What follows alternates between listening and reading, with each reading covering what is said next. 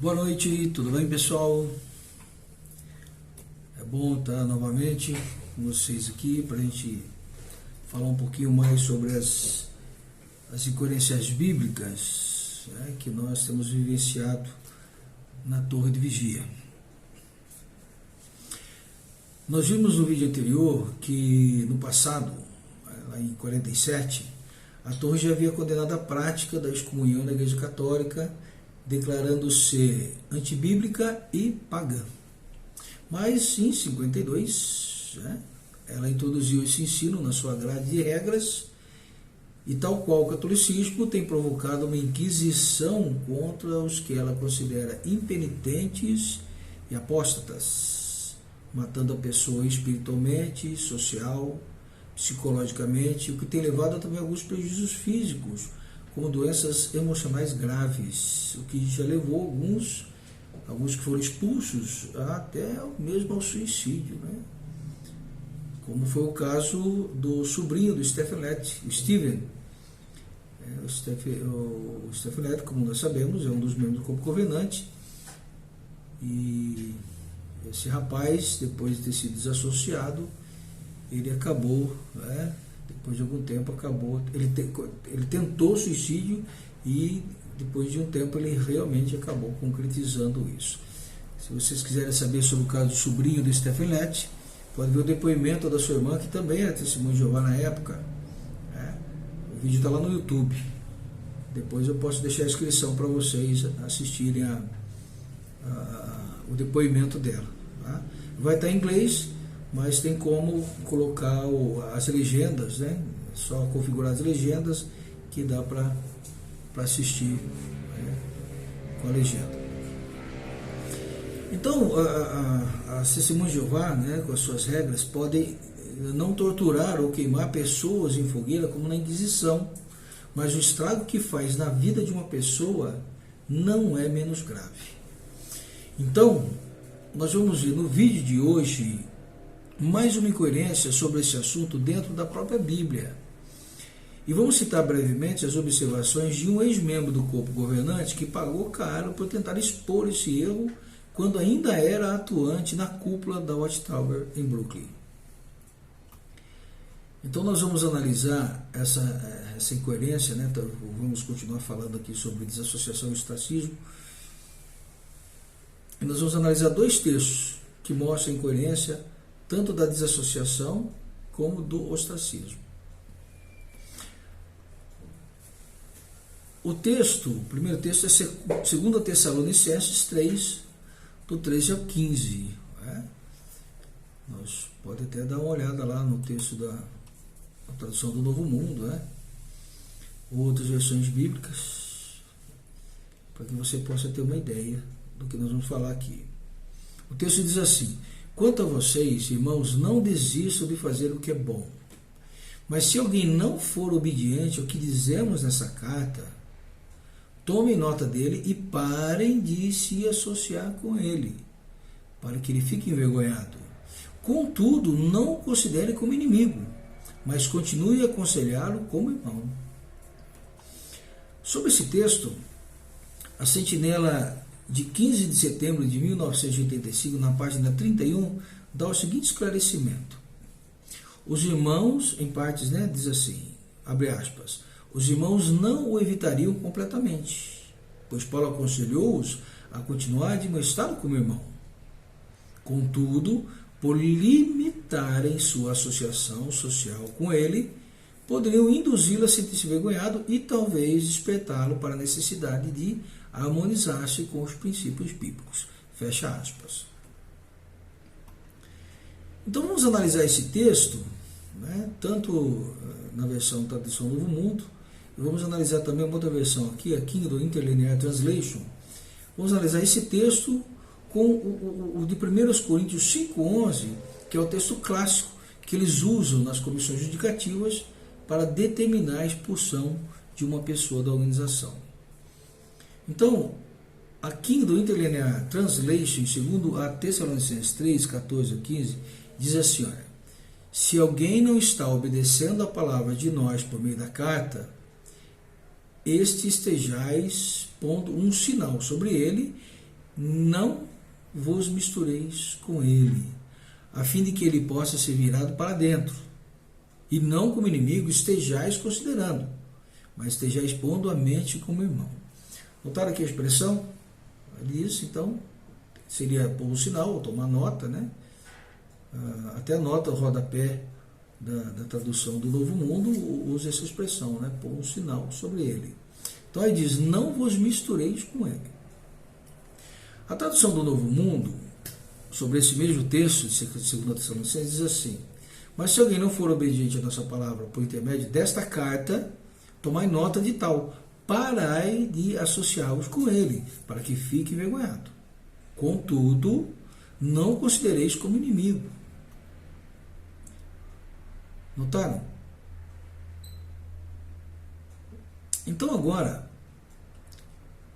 vamos comparar outro texto, 1 Coríntios 5,11, que é o texto usado para impor a desassociação a alguém não arrependido. Então, lá em 1 Coríntios 15,11, na Kindle Interlinear Translation, diz assim: escrevi a vós, não vos mistureis com qualquer irmão, sendo chamado, que possa ser fornicador, ou cobiçoso, ou idólatra, ou injuriado, ou beberrão, extorsor, a tal pessoa nem comer com. Então, não tem nem comer com ele. A tradução do Novo Mundo diz assim: mas eu vos escrevo agora, para que cesseis de ter convivência com qualquer que se chame irmão, que for fornicador, ganancioso, idólatra, ou injuriador, ou beberrão, ou extorsor, nem sequer comendo com tal homem. Notaram? Observaram aqui? Tanto em Tessalonicenses, 2 Tessalonicenses, quanto no texto de 1 Coríntios, as expressões são parecidas. Olha, não vos mistureis com ele, ou, como diz a tradução Novo Mundo, parai de associar-vos com ele, e em 1 Coríntios, na tradução Novo Mundo, cesseis de ter convivência com ele. Na Kindle Translation, não vos mistureis com ele, é a mesma expressão.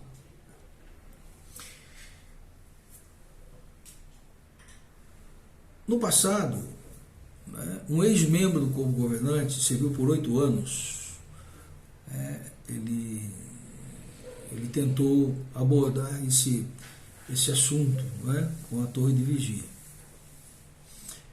O nome desse ex-membro do corpo governante era Raymond Francis, sobrinho do Frederick Francis, que já foi presidente do corpo governante. Então, ele usa umas expressões interessantes sobre esse assunto no livro que ele escreveu, Em Busca da Liberdade Cristã, na página 412. Se quiser pesquisar sobre esse livro, pode pesquisar. Tá? Esse Raymond Francis, ele foi membro do corpo governante por 8 anos, então ele sabia todo o funcionamento dentro do corpo governante. Então existem muitos detalhes interessantes. Essa incoerência que a gente está considerando aqui é apenas uma delas, mas ele mostrou muitas incoerências que foi levado ao conhecimento do corpo governante, que muitas vezes reconheceram os erros, mas preferiram continuar com suas normas, para que não houvesse um incômodo, de mexer nessas regras, talvez muitas vezes até com medo, de perder membros, por expor a real situação, por mostrar a verdade desses erros que eram cometidos lá dentro.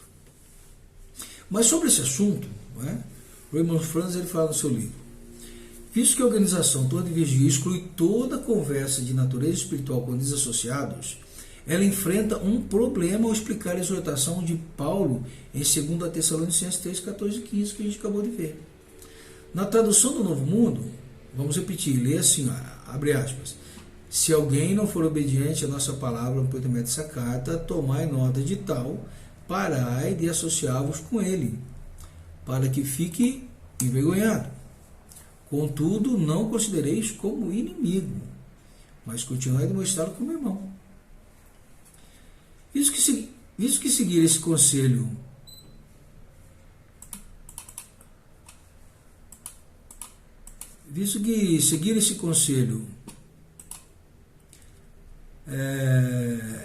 não estaria em harmonia com sua norma de total exclusão, A torre de vigia classifica isso como um caso menos grave daqueles que requerem a desassociação. E assim, o põe em outra categoria, que é chamada de tomar nota, ou por um sinal na pessoa, que nesse caso requer medidas e atitudes menos drásticas para com aqueles que foram anotados. Deste modo, faz-se parecer que o tratamento em questão é diferente do de 1 Coríntios, capítulo 5, versículo do 9 ao 11. Mas é mesmo? Será que existe alguma diferença? O contexto mostra que a ofensa é desobedecer a palavra escrita de um apóstolo enviado por Cristo. Com certeza, isso não é algo menos importante, não é algo sem importância. A organização Torre de Vigia certamente não veria sob essa luz se fosse o caso de uma testemunha de Jeová desconsiderar as próprias normas do ensino delas. Quando a pessoa faz isso, como ela é considerada? Rebelde. Muitas vezes a ponto de ser expulsa por apostasia. Então ela não vê isso como sua menos importância. Então, explicando o texto, a sentinela de 15 de setembro de 85, já citada, na página 31, cita as palavras de Paulo: parai de associar-vos com ele. Então diz: os irmãos não evitariam completamente, pois Paulo aconselhou-os a continuar a admoestá-lo como irmão. Contudo, por limitarem, observe, por limitarem, não por deixarem sua associação social com ele, poder induzi-lo a sentir-se envergonhado. Então, o que a sentinela não reconhece ou aceita é que a expressão grega aqui, né, essa expressão grega que o Paulo usou, quando disse parai de associar-vos com, é idêntica à que ele usou em 1 Coríntios 5:11, onde a tradução do Novo Mundo averte por cesseis de ter convivência com. Então, a palavra grega é praticamente a mesma. Não há diferença no vigor do termo em ambos os textos. Nos dois casos, exorta os cristãos a evitar companheirismo íntimo em nível pessoal com pessoas que cometem os erros descritos, tanto em 1 Coríntios capítulo 5, como em 2 Tessalonicenses capítulo 3, fazendo isso para que o transgressor possa se sentir envergonhado. Então, o conselho não vai além disso. Perceberam? Então, se quiserem saber mais sobre esse assunto, eu recomendo que leiam Em Busca da Liberdade Cristã, que foi escrita por Raymond Francis, ex-membro do corpo governante. Né? Esse assunto específico está lá na página 370 em diante. Mas, curiosamente, esse tema, né, na época que o Raymond ele estava no corpo governante, esse tema foi trazido à atenção do corpo governante há 30 anos atrás, quando eles estavam elaborando um novo manual da organização, que ia ser preparado por Carl Adams, que até então era o diretor de redação, né, por Edward Dunlop e pelo próprio Ray Francis. Né. O próprio Ray redigiu a seção que tratava da desassociação em termos relacionados. Carl Adams, então, o superintendente do departamento de redação, submeteu um memorando ao então presidente Nathan Knorr, explicando por que certos ajustes eram recomendáveis. O próprio Carl reconhecia claramente a validade dos pontos aqui considerados, como vemos nas páginas 17 e 18 do seu memorando. Ele dizia no memorando, abre aspas, temos considerado que Mateus 18,17 refere-se a desassociar. Jesus diz que quando o homem envolvido se recusa a escutar a correção, devemos considerar apenas como homem das nações e cobrador de impostos. O que significa isso exatamente quanto à ação que devemos tomar para com tal pessoa desassociada? Os judeus não recusavam totalmente tratar com tais pessoas, nem recusavam falar com elas.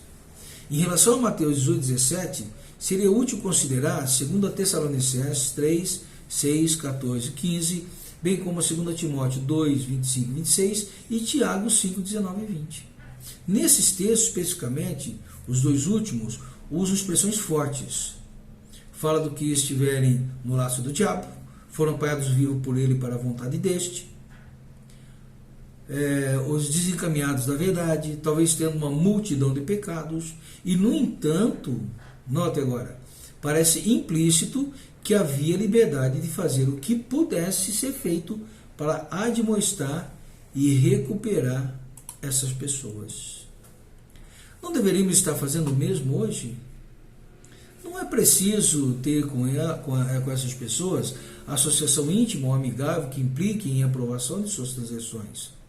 O verbo grego usado em 2 Tessalonicenses 3,14, na expressão parai de associar-vos, é a mesma palavra, notem Cal falando no seu memorando. A expressão, o verbo grego usado em 2 Tessalonicenses 3,14, na expressão parai de associar-vos, é a mesma palavra usada em 1 Coríntios 5,11, C6, de ter convivência com. Esse último texto é o que temos aplicado a pessoas que desassociamos ou com quem cessamos de ter convivência. Mas 2 Tessalonicenses mostra que cessar de ter convivência com alguém não exclui admoestá-lo. Portanto, falar com ele. Se dissermos que por dar a admoestação bíblica ou repreensão a eles, somos culpados de companheirismo espiritual com eles, não significaria isso também que quando testemunhamos a pessoas de diferentes credos, até mesmo clérigos, estamos tendo companheirismo espiritual com eles? É o nosso conceito realmente determinado por esses textos? Ou estaremos lendo neles uma rigidez maior do que eles dizem? Vou repetir o que ele disse. Ou estaremos lendo neles uma rigidez maior do que eles dizem? Como em outros casos, diz aí, agora concluindo o Raymond France, depois de ter analisado o memorando do Cal, que expôs esse documento para o corpo governante, aí ele diz, como em outros casos, as razões bíblicas apresentadas não só eram sólidas, como induziam a reflexão. Quer dizer, era coisa para os membros do corpo governante avaliarem, analisarem, com seriedade. Contudo, como era típico dos debates do corpo governante, ele pode falar isso, que ele estava lá, ele participou desses debates, tá? Então ele pode realmente documentar isso com segurança. Então, como era típico dos debates do corpo governante na ocasião, e daí em diante, estas receberam apenas uma breve consideração, como se não tivesse importância, como se não envolvesse as vidas das pessoas. A matéria proposta foi lida e depois se deram opiniões sobre a conveniência ou a inconveniência dos ajustes. Note agora, não mediante consideração com oração das evidências bíblicas. Não, eles não levaram em consideração as evidências bíblicas, mas simplesmente com base no que era aconselhável para as normas da organização. A preocupação deles não era se a Bíblia tinha razão ou não. A preocupação dele não era se isso iria afetar, acabar com muitas vidas daí em diante. Não. A preocupação deles era com as normas da organização.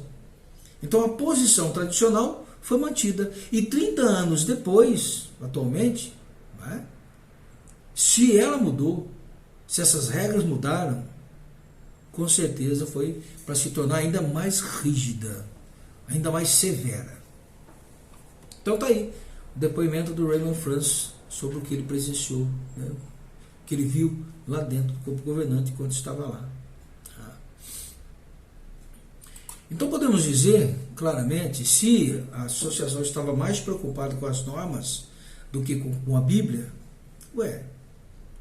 não é razoável dizer que ela está indo além das Escrituras? O que diz João 2, a segunda carta de João 2, 9 a 11? Lembra-se? Vamos ver? Olha só. Todo aquele que vai além dos ensinamentos de Cristo e não permanece neles, não tem Deus. Quem permanece nesses ensinamentos é que tem tanto o Pai como o Filho. Se alguém vier a vocês e não trouxer esses ensinamentos, os ensinamentos de Cristo, da palavra de Deus, não recebam na sua casa nem o cumprimento, pois quem o cumprimenta participa das suas próprias massas. Esse é um clássico texto que o corpo governante aplica àqueles que eles chamam de apóstolos, que não concordam com as normas deles, que dizem que vão além das Escrituras. E, no entanto, como a gente viu até agora, o próprio corpo governante, ele se preocupa mais com as normas do que com a palavra de Deus. Isso não é, literalmente, estar indo além das Escrituras? Então, a questão é, a pergunta que não quer calar, quem realmente são os apóstatas, então? Então, reflita. Né? Reflita sobre isso. Porque você está sendo manipulado por pessoas, por homens pecadores, que se preocupam mais com uma organização do que com vidas. Se preocupam mais com normas e regras do que com a própria palavra de Deus. Então, esses homens, sim, estão indo além das Escrituras. Esses homens, esses 8 homens, lá no Corpo Governante hoje, como já foi no passado, esses homens, sim, são os verdadeiros apóstatas. Estão indo além das Escrituras. E, além disso,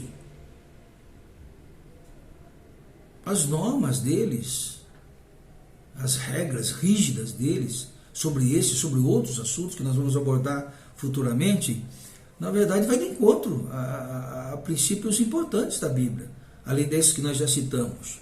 Por exemplo, lá em Judas 22, no versículo 22 e 23, fala assim, olha, também continue a mostrar misericórdia a alguns que têm dúvidas. Salvem a eles, arrancando-os do fogo. E a outros continue a mostrar misericórdia, mas com temor, odiando até mesmo a roupa que tivesse sido manchada pela carne.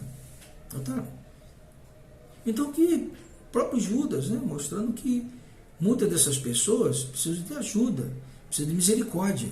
Né? Mas isso não quer dizer que ele possa ser cúmplice dos pecados dessa pessoa. Não. Deixou claro aí que ele deve até odiar a roupa que a pessoa usar que tivesse sido manchada pela carne. Vai de encontro também com a história do filho pródigo, né? Como lá em Lucas 15, do 11, 32, né? Aquele pai, né? Depois que o filho viveu uma vida dissoluta, esbanjando toda a sua herança, né? Convivendo lá com prostitutas, né? Como eles dizem, um verdadeiro mundano, né? Quando esse homem chegou de volta, arrependido, né? O pai o recebeu de braços abertos. Não precisou, o pai não precisou fazer uma reunião, uma comissão com alguns judeus da cidade, com anciãos da cidade, para receber esse homem. Não, ele recebeu o filho de braços abertos, né? E recuperou o seu filho. Lembramos também da mulher, né? Aquela mulher que foi apedrejada, né, por cometer adultério, lá em João 8, do 1 a 11. Embora exista divergência, né, sobre a validade desse texto, né, muitos acadêmicos acreditam que essa passagem não faça parte do texto original do Evangelho de João, né, mas muitas Bíblias ainda mantêm esse texto porque ela não contraria o restante do Evangelho de João, né? Ela não desfoca do Evangelho de João. Então eles preferiram manter. Por sua vez, a Torre de Vigia, na sua nova tradução, resolveu eliminar o texto. Mas nas traduções mais antigas, né, o texto está lá. Então o que a gente vê lá? Será que Jesus, quando os fariseus levaram, né, aquela mulher lá falando que ela era adúltera, Jesus já se apressou em fazer comissão judicativa para decidir se aquela mulher estava arrependida, se não estava, se ela merecia viver, se não merecia? Não. O próprio Jesus mostrou a ela misericórdia e não permitiu, quando disse quem não tiver pecado, que jogue a primeira pedra, né? Ele não permitiu que outros a julgassem adversamente, porque sabia que todos ali eram pecadores, né? Ele não permitiu. Ele usou de misericórdia com ela e salvou a vida daquela mulher. Então, hoje, né, a preocupação, quando uma pessoa peca, né, que confessa o seu pecado, né, tem uma certa urgência, uma correria para formar comissão judicativa, para julgar a pessoa. E na maioria das vezes, como eu mesmo presenciei, né, como eu já presenciei muitas vezes, muitos entram já na comissão já procurando uma razão para desassociar a pessoa. São poucos os anciãos que têm a preocupação de ajudar a pessoa, de salvar a pessoa. Eles já vão procurando textos, já vão procurando matérias, as normas, né, com o intuito já de colocar a pessoa para fora. É totalmente diferente de como Jesus lidou com aquela mulher adúltera. E por fim, né, vai de encontro também ao que Lucas 10, 25 e 37 fala do bom samaritano. Né? Nós sabemos que os samaritanos praticamente estavam desassociados do judaísmo, né? Não pertenciam ao judaísmo, né? Eram hereges com respeito ao judaísmo. Isso que eles tinham crenças diferentes, né? Embora eles também acreditassem em Jeová, embora eles também respeitassem a lei do modo deles. Então, na conversa, né, que Jesus teve na conversa que Jesus teve com aquele homem, quando perguntou quem é o meu próximo, né, aí Jesus conta essa ilustração. Né? Então ele mostra que os irmãos daquele homem, né, que foi assaltado, eles né, eram líderes religiosos, né, um sacerdote, um levita, que tinha a obrigação de mostrar amor, né, pelo seu irmão. Não era nem o próximo, era seu irmão. Não simplesmente passaram adiante e não cuidaram dele. Mas o samaritano passou ali vendo aquele homem, sentiu pena dele, se condoeu e socorreu aquele homem. Então ele não ficou olhando para ele e dizer, não, ele não é do meu povo, né? ele não é meu amigo, ele é meu inimigo, então não vou socorrer ele. Então, no final, o que Jesus pergunta? Qual a conclusão que ele faz aquele homem chegar, que perguntou, quem é o meu próximo? Então, quando Jesus pergunta para ele, então, quem foi o homem que se fez próximo daquele que estava ali precisando de socorro, do assaltado? Então, daí o jovem instrutor responde, né? Aquele que agiu misericordiosamente para com ele. Então, Jesus deixa claro para eles que ele deveria ir lá e fazer o mesmo. Então, esses textos, na verdade, discordam totalmente dessa prática infame, né, da desassociação como é feita dentro da organização Testemunho de Jeová, onde falta total misericórdia com as pessoas, né? Principalmente depois que elas são expulsas de lá, né? O que pior ainda mais, que daí a pessoa cai no ostracismo, que é uma coisa muito pior do que acontecia com a excomunhão, praticamente, que é arrancar a pessoa, matar a pessoa socialmente, tirar a sua família, seus amigos, né? E isso tem levado muitas pessoas a sérios problemas psicológicos. Muitas pessoas, como a gente já viu ali, muitas mesmo, né? Se já não tentaram suicídio, já se suicidaram, como foi o caso do sobrinho Stefanete. Então, essa prática realmente bíblica, ela é mal empregada, ela é mal usada na organização das Testemunhas de Jeová. Então, se você é uma das pessoas que foi desassociada, né, não baixe a sua cabeça. Né? Você não é pior do que aquelas pessoas que colocaram você para fora. Somos pecadores que deveriam estar mostrando misericórdia como Jesus fez. Porque Jesus ensinou isso. Jesus ensinou amor, Jesus ensinou misericórdia, compaixão, né? Coisa que infelizmente essa prática da desassociação e do ostracismo não tem, não condiz com o ensino de Cristo, não condiz com o modo de viver de Cristo e nem dos apóstolos. Mesmo o apóstolo Paulo, que falou sobre essas pessoas que eram disciplinadas, ainda assim tanto Paulo quanto Judas mostrou que ele devia ter misericórdia com essas pessoas e tentar ajudá-las. Então tá aí. Eu recomendo que você conheça mais sobre Raymond France. Não tenha preconceito. Dizer, era uma apóstata, por isso que foi colocado para fora. Não. Ele foi colocado para fora porque ele mostrou incoerências como essa e o corpo governante não admitia fazer essas mudanças de forma orgulhosa. Assim como os fariseus não admitiam ser corrigidos. O que aconteceu quando Jesus falou a verdade àqueles homens? Quando ele tentou corrigir algumas coisas, ali no primeiro século, simplesmente rejeitaram a ponto de ameaçar a vida dele, a ponto de matá-lo. O mesmo aconteceu com esse homem e com outros que viveram com ele ali dentro de Brooklyn naquele tempo, e por concordarem com ele também foram acabados sendo expulsos Então, eles não são os apóstolos. Eles eram homens que estavam dispostos a expor a verdade de uma maneira que realmente apresentasse o verdadeiro cristianismo às testemunhas de Jeová. Mas foram impedidos disso por homens arrogantes que se consideravam melhores, por homens arrogantes que foram além das Escrituras. Então eu pergunto, quem realmente são os apóstolos? Reflita aí. E depois nós vamos analisar outros fatores relacionados em mais outro vídeo. Tá? Fica com Deus, um abraço, boa noite, né? E não abaixe a cabeça. Se você for desassociado, não abaixe a sua cabeça. Tá? Muitos de vocês com certeza ainda têm fé no sacrifício de Cristo, amam a Deus, né? Por isso vocês não são apóstatas.